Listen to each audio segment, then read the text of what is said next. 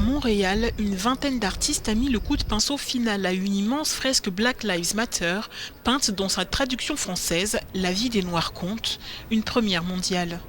La fresque, longue d'environ 100 mètres, fait écho à des réalisations similaires en anglais, notamment à Washington et à New York, qui ont suivi la mort de George Floyd, afro-américain asphyxié par un policier blanc à Minneapolis le 25 mai dernier. L'idée est venue parce qu'on a vu la première fresque qui a été réalisée était à Washington. Et tout de suite, ça nous a interpellés comme message. C'était quand même assez fort.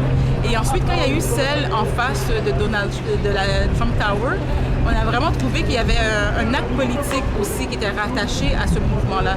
Bien évidemment, le racisme, les disparités, ça traverse les frontières. Le projet a été érigé pour tout l'été en soutien aux communautés noires et à leurs revendications. Les lettres géantes ont été inscrites dans le centre de la métropole québécoise.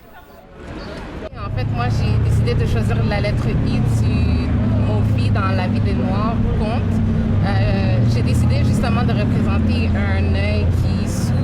Parce que justement, comme mon t-shirt le dit, stay woke, c'est un message qui est important pour moi parce que c'est important de rester éveillé, de rester à l'affût et conscient des problèmes qu'on vit personnellement aussi, mais aussi des problèmes dans la société.